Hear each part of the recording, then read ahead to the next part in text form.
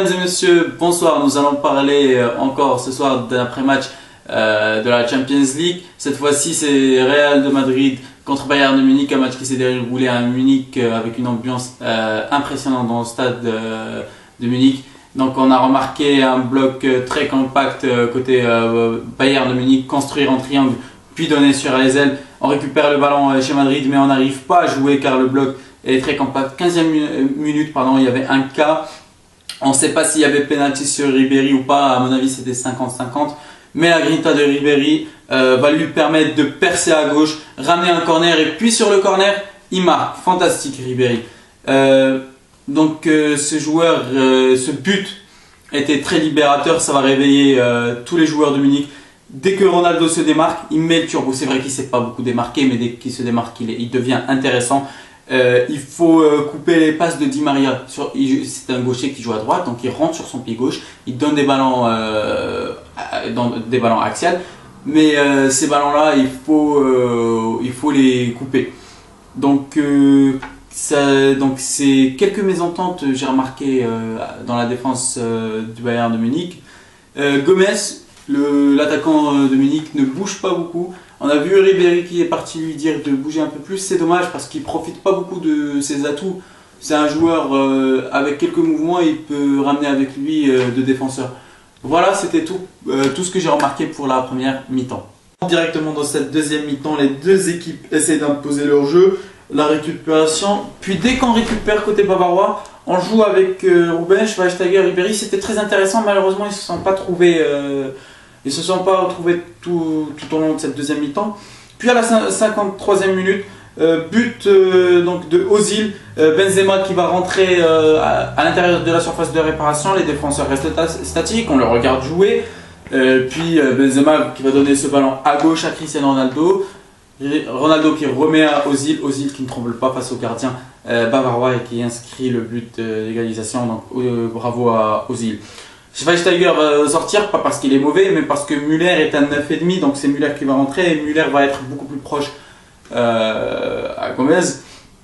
On a remarqué qu'il y avait beaucoup de fautes sur Ribéry parce qu'il y a une prise de risque et donc il y a beaucoup plus d'espace. Et Ribéry, c'est un joueur qui aime bien les espaces et on essaye de l'arrêter par tous les moyens. Parfois c'était par des fautes, parfois c'était 2 voire 3 joueurs qui l'entouraient.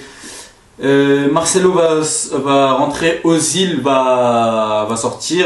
Marcelo va rentrer donc pour arrêter les montées de Philippe Lahm. Philippe Lahm qui a fait beaucoup de mal au Real de Madrid avec ses montées à droite, donc dans le côté droit.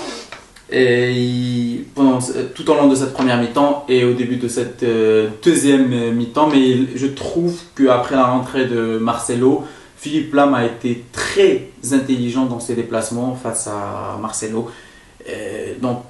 Sur les contre-attaques, le Bayern les joue mal. On cherche toujours les ailes. Ils restent loin. Il n'y a pas beaucoup de... Les joueurs devant, les joueurs offensifs, il n'y a pas beaucoup. Ils ne sont pas regroupés. Et ils sont loin. C'est fort regrettable quand on connaît la qualité de jeu qu'ils nous proposent lorsqu'ils sont proches l'un de l'autre. Granero va rentrer à la place de Di Maria pour garder un peu plus le ballon. Ronaldo ne défend pas, il n'aide pas beaucoup ses coéquipiers, surtout l'arrière droit arbelois. Lahm à la dernière minute va faire un centre. Gomez qui va marquer. Le choix du centre est très intelligent, fort. Derrière le dos des défenseurs, il suffit juste qu'un défenseur le touche et puis il marque contre son camp. C'est Gomez qui l'a touché. Gomez qui s'est vengé de l'arbitre parce que juste avant il y avait un penalty non sifflé. C'est Coentrao qui commet une faute sur Gomez, il me semble. Et voilà, l'arbitre n'avait pas un champ visuel assez large pour trancher. Il a commis une autre erreur, l'arbitre, à la fin du match. C'était Marcelo qui a taclé à la 93e minute. Il a fait un tacle sur Müller, un tacle très méchant et à mon avis, ça méritait le carton rouge. Bon, l'arbitre a été très gentil en donnant un carton jaune. C'était tout ce que j'ai remarqué pour la deuxième mi-temps. N'oubliez pas que commentaire de foot, c'est le foot. Et puis c'est tout.